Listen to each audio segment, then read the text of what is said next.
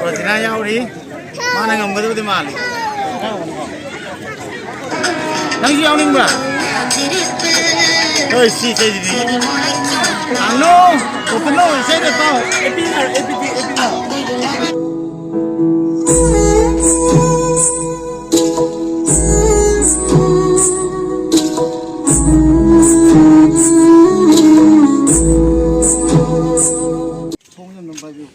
Masih se aku kekcinggi maning lekai dah aku football ori aduga sports ori na aku na invite tahu pada isi mana tahu ini laksa bani isi aduna aku invite tahu pada mana hari ini kita thagat cari aduga stage game nam pun ada ia muncang ni sports na ya orang yang bina ada hal ni yang cara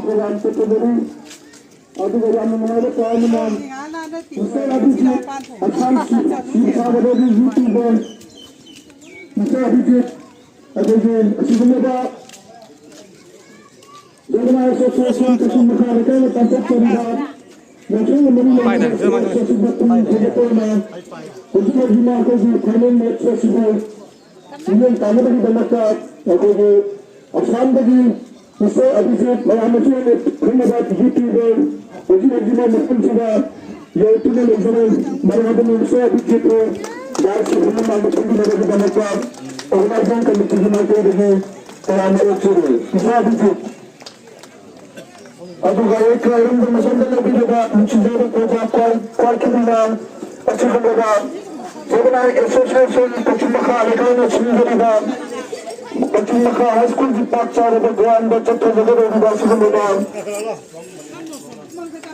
keluarga player ke anak lekin juga tim mana je sebenarnya berkaitan dengan minum tapi awalnya pengajian kebutuhan macam ini hanya menjadi menyendiri lain aku lagi anda pernah bersama tegur lagi sebenarnya orang itu sahaja di final match lagi aslinya mata anda sendiri malam itu na lagi sebenarnya tegur sana kita tim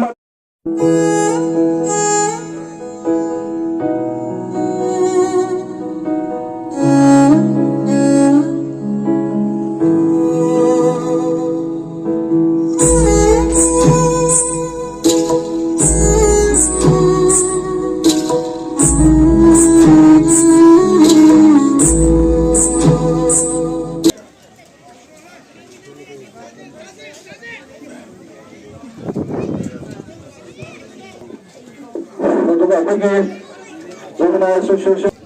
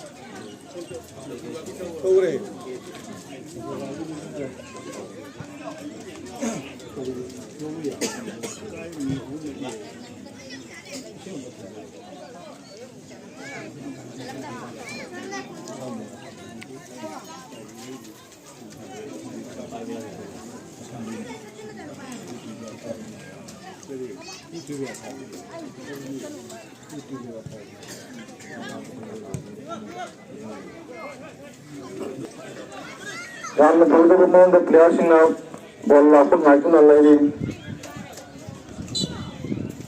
Bola macam kita punya apa tu? Saya tiba lagi bola tu orang cekre.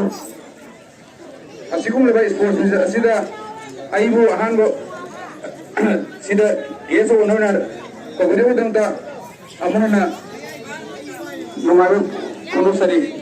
It is a great honor and a privilege for me. ꯑꯩꯈꯣꯏꯅ ꯁ꯭ꯄꯣꯔꯠꯁꯤ ꯀꯔꯤꯒꯤꯅꯣ ꯍꯥꯏꯕ ꯃꯇꯝꯗ ꯃꯩꯇꯩ ꯃꯆꯥ ꯑꯩꯈꯣꯏꯒꯤꯗꯤ ꯁ꯭ꯄꯣꯔꯠꯁꯦ ꯂꯨ ꯇꯧꯗ ꯐꯒꯠꯄꯅꯤꯀꯣ ꯂꯨ ꯇꯣꯡꯗ. ꯑꯩꯅ ꯅꯤꯡꯁꯤꯡꯕ ꯃꯇꯝꯗ ꯁ꯭ꯀꯨꯜꯗ ꯀꯥꯔꯛꯄ ꯃꯇꯝꯗ there was around 40 years back. ꯃꯇꯝꯗꯨꯗ ꯑꯩꯈꯣꯏꯁꯤ ꯍꯥꯏ ꯁ꯭ꯀꯨꯜꯗꯒꯤ ꯑꯩꯅ ꯃꯦꯗꯜ ꯁ꯭ꯀ꯭ꯋꯥꯠꯁꯦ ꯇꯧꯔꯒ ꯔꯥꯎꯟ ꯁꯦꯛꯁꯟ ꯑꯗꯨꯅ ꯃꯃꯥ ꯏꯄꯥ ꯒꯥꯔꯖꯤꯌꯟ ꯈꯨꯗꯤꯡꯃꯛꯅ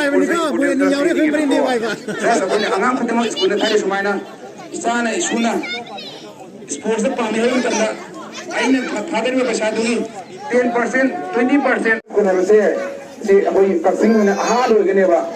ꯃꯁꯤ ꯑꯗꯨꯒꯨꯝꯕ ꯊꯧꯔꯝ ꯃꯌꯥꯝ ꯑꯁꯤꯗ ꯂꯩꯀꯥꯏꯗ ꯂꯩꯕ ꯄ꯭ꯔꯖꯥ ꯃꯤꯌꯥꯝ ꯄꯨꯝꯅꯃꯛ ꯍꯥꯟꯅꯁꯨ ꯁꯄꯣꯔꯠ ꯇꯧꯗꯨꯅ ꯂꯥꯛꯏ, ꯇꯨꯡꯗꯁꯨ ꯁꯄꯣꯔꯠ ꯇꯧꯕꯤꯒꯅꯤ ꯍꯥꯏꯅ ꯊꯥꯖꯩ. ꯃꯁꯤ ꯍꯥꯏꯔꯒ ꯂꯣꯏꯁꯤꯟꯖꯔꯒꯦ. Thank you.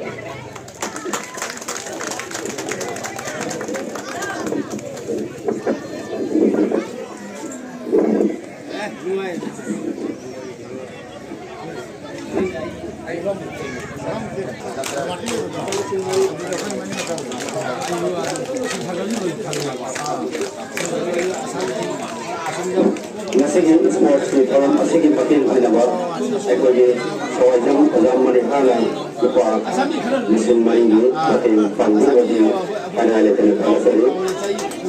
Tapi enggak kait kerja ni pak dalam promosi ni tadi baik kan untuk nama kerja dari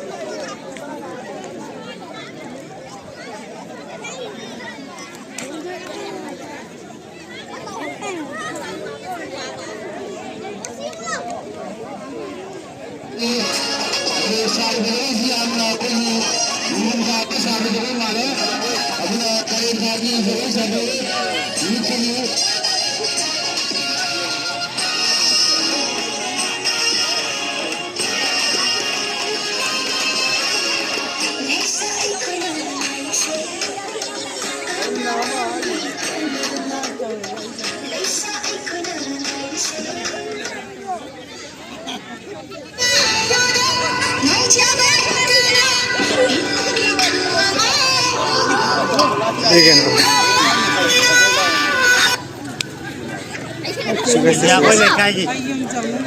Hari ini lulu betul. Kalau cina yang uri, mana ngambil tu di mana? 당신 양ning 뭐야? 어이 씨 세지.